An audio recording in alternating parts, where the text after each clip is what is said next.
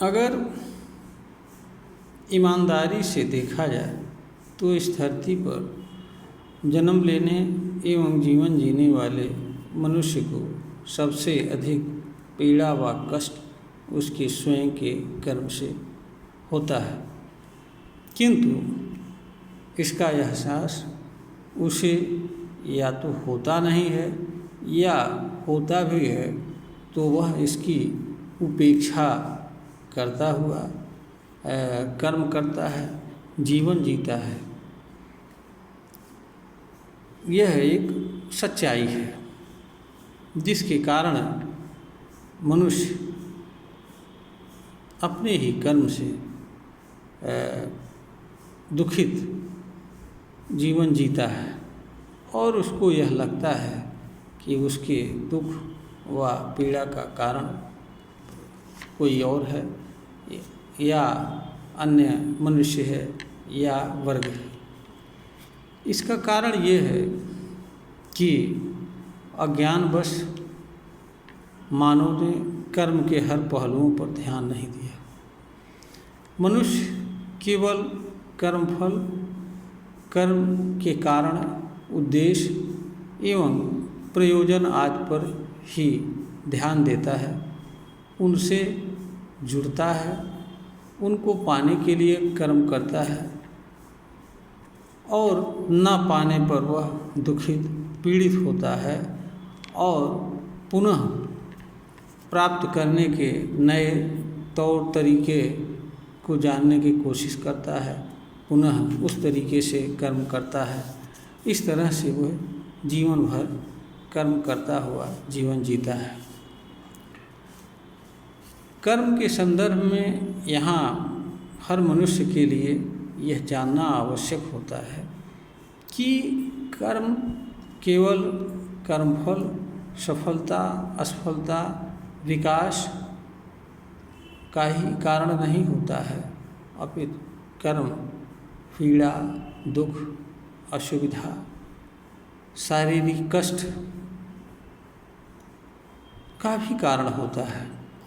इसका कारण यह होता है कि मानव का हर कर्म का प्रभाव अलग अलग होता है। हर कर्म अपना प्रभाव मानव पर अलग अलग रूप में छोड़ता है।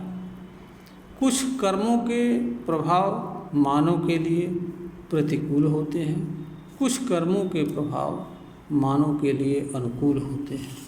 जिन कर्मों का प्रभाव मानव के लिए अनुकूल होता है वे कर्म मनुष्य के लिए अच्छे होते हैं और जो कर्म मानव के लिए प्रतिकूल प्रभाव रखते हैं वे कर्म मानव के लिए बुरे होते हैं। यहाँ पर यह भी स्मरणीय बात है कि मनुष्य के कर्म का प्रभाव कर्म के साथ साथ चलता है। यह न तो आगे और न पीछे, और यह मनुष्य द्वारा कर्म को रोक दिए जाने या न करने के बाद भी अनेक रूप में मानव के साथ जुड़ा रहता है, क्योंकि हर कर्म कोई न कोई सीख देता है, कोई न कोई अनुभव देता है, कोई न कोई ज्ञान देता है और हर कर्म किसी न किसी वजह से किया गया होता है। इसलिए हर कर्म से उक्त बातों के संदर्भ में विचार व भाव भी जुड़े रहते हैं। मनुष्य द्वारा कर्म किए जाने के बाद भी, बंद कर दिए जाने के बाद भी उक्त बातों से जुड़े विचार और भाव मनुष्य के भीतर भरे रहते हैं और वह मानव पर अपना प्रभाव छोड़ते हैं। मनुष्य को यहाँ पर यह भी ध्यान देना चाहिए कि मनुष्य द्वारा जो भी कर्म किया जाता है वह उसकी काया अर्थात शरीर द्वारा संपन्न होता है और काया से जुड़े इंद्रियां, उसकी बुद्धि, विवेक, समझ, ज्ञान आदि सभी चीज़ों पर अंतःकरण, मन आदि हर चीज़ पर पड़ता है प्रभाव। तो और दूसरा ये है कि जो है इसलिए उक्त चीज़ों में चीज़ें के अंदर ह्रास होता है। जब मनुष्य कोई ऐसा कर्म करता है जो प्रतिकूल प्रभाव छोड़ता है, जो मनुष्य के शरीर पर, इंद्रियों पर, बुद्धि पर, विवेक पर प्रतिकूल प्रभाव छोड़ता है, तो इससे मानव शरीर में पीड़ा, तकलीफ, दर्द उत्पन्न होता है और मानव के कार्य की क्षमता कमज़ोर हो जाती है। मनुष्य के विचार, तर्क, समझ आदि कमज़ोर होता है, मानव का स्वास्थ्य गड़बड़ होता है। इस तरीके से मानव के अंदर शरीर में अनेक विकार जन्म लेते हैं, अनेक तरह की व्याधियाँ व रोग जन्म लेते हैं। तो कोई भी मनुष्य अपने ही अज्ञान जन्म से अनेक तरह के रोगों का कारण बने, विकारों का कारण बने, पीड़ा व दुख का कारण बने, यह किसी भी दृष्टि से उचित नहीं हो सकता है। रही बात जहाँ तक मानव के कर्म के प्रभाव को दूर करने के, मानव के जो कर्म होता है उसके प्रभाव को दूर करने का कोई साधन मानव के पास नहीं होता है। मानव के पास कर्म के प्रभाव से बचाव का एक ही साधन होता है कि मनुष्य ऐसे कर्म को ना करे या ऐसे कर्म से दूर रहे, या अगर ऐसे कर्म को कर रहा है तो उसका परित्याग कर दे, जो उसके शरीर पर, चित्त पर, बुद्धि पर, विवेक पर, उसके इंद्रियों पर प्रतिकूल प्रभाव डाल रहे हैं, और ऐसा कर्म करे जिसे वह सहज भाव से कर सकता हो, जो उसके गुण, प्रतिभा, योग्यता के अनुरूप हो, ताकि उसके ऊपर किसी तरह का कोई प्रतिकूल असर ना पड़े और वह कर्म से पीड़ा व दुख न सहन करे। यहाँ पर यह भी स्मरणीय बात है कि मनुष्य का जो बाह्य कर्म होता है उसका प्रभाव उस पर तो पड़ता ही है, उसके अलावा उसके बाह्य कर्म के संसर्ग में अन्य मानव एवं वर्ग आते हैं, उन पर भी इसका प्रभाव पड़ता है। अगर मनुष्य का कर्म अच्छा होता है, अच्छा का तात्पर्य यहाँ अनुकूल प्रभाव डालने वाला होता है, तो मनुष्य को दूसरे श्रोतागण से या जिन जिन तक उसके कर्म का प्रभाव पहुँच रहा है उनसे अच्छी प्रतिक्रिया मिलती है, जो मन को शांति देती है, सुखद एहसास कराती है। जैसे जब कोई व्यक्ति मधुर वाणी बोलता है तो उससे बोलने वाले और श्रोता दोनों को के ऊपर अनुकूल प्रभाव पड़ता है। श्रोता भी उसके लिए उचित प्रतिक्रिया व्यक्त करता है।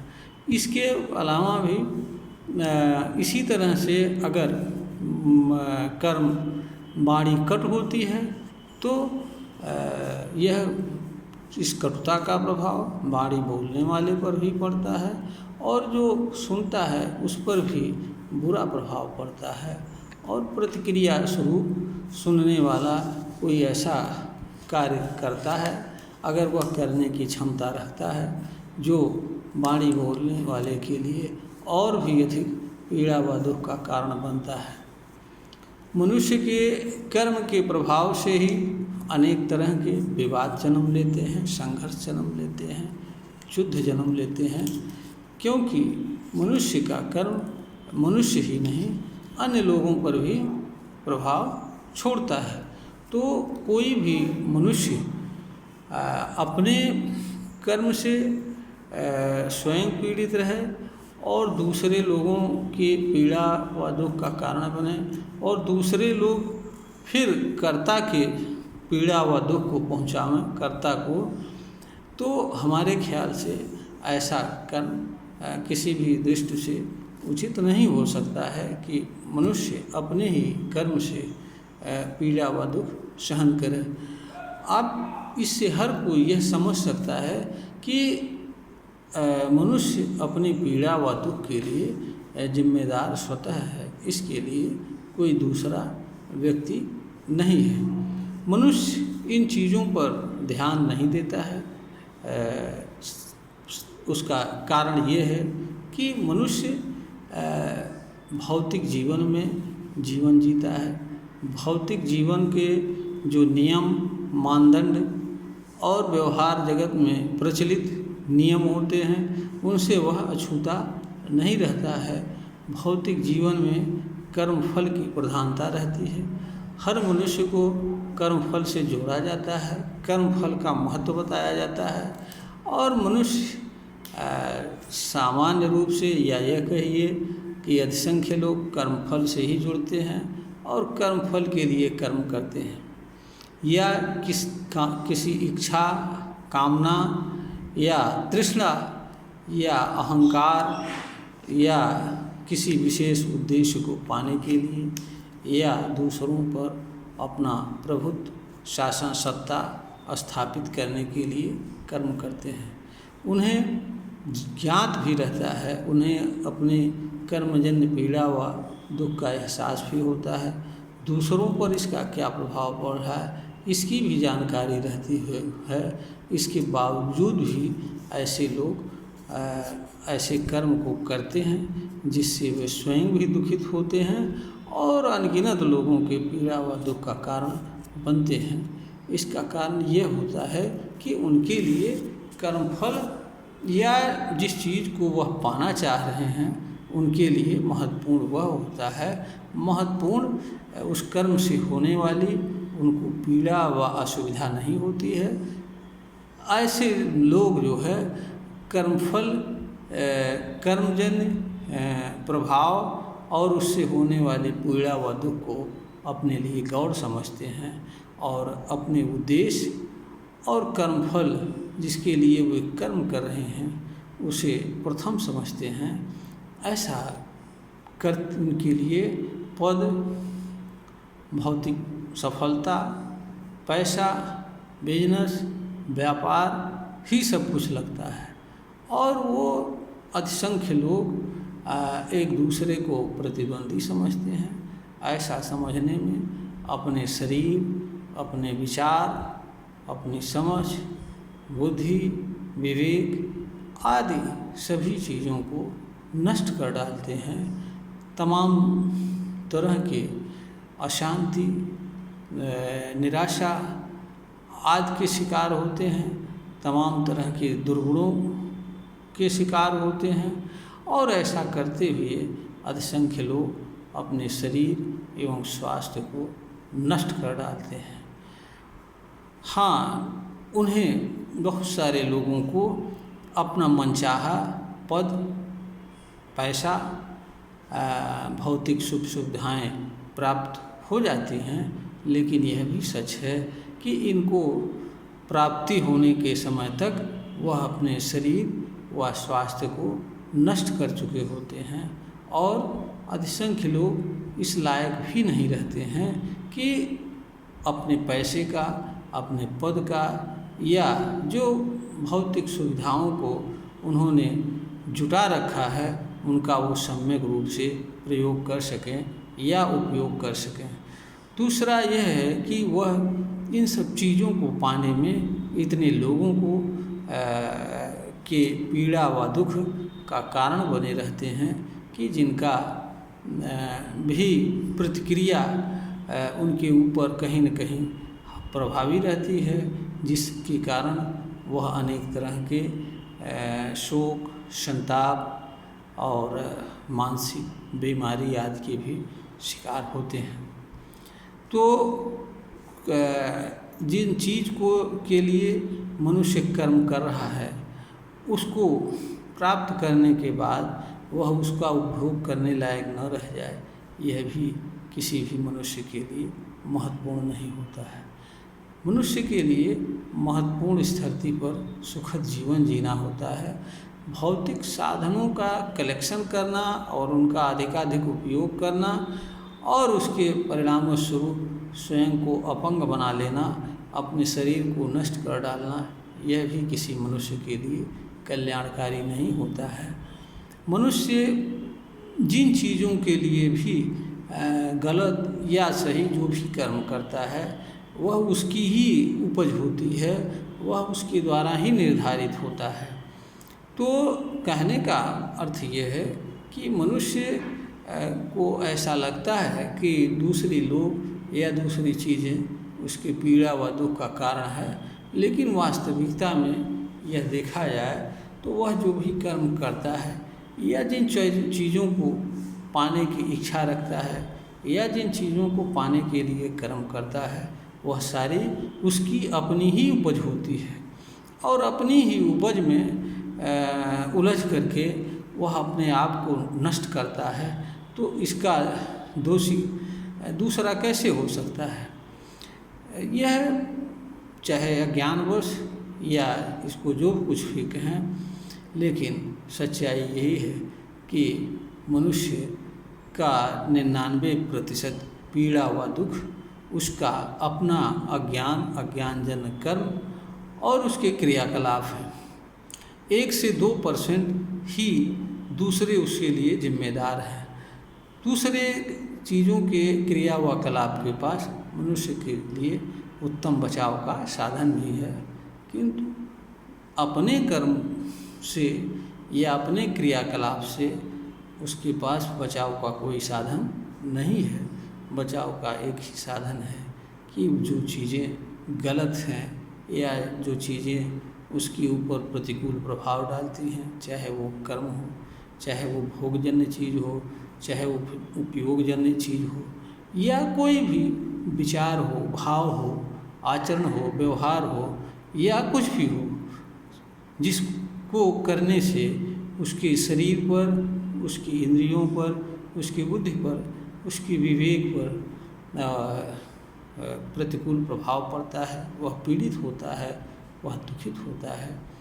तो उससे बचना और प्रभावित न होना उसका ही कर्तव्य होता है।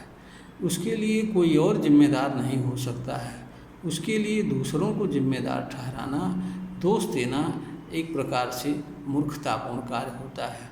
दूसरे तो जैसे हर मनुष्य अपने विचार, अपने प्रायोरिटीज को प्राथमिकता देता है, वैसे हर कोई देता है। यह अलग बात है, ऐसा करने में एक मनुष्य एक दूसरे का प्रतिद्वंदी बनता है, शत्रु बनता है और इस तरह के क्रियाकलाप भी करता है। यह मानवीय व्यवहार में आम बात है। यह वीडियो ज्ञानवर्धन हेतु प्रस्तुत किया जा रहा है। श्रोतागण को अगर यह प्रतीत होता है कि यह वीडियो ज्ञानवर्धन के योग्य है, इसे लाइक करें, सब्सक्राइब करें, शेयर करें।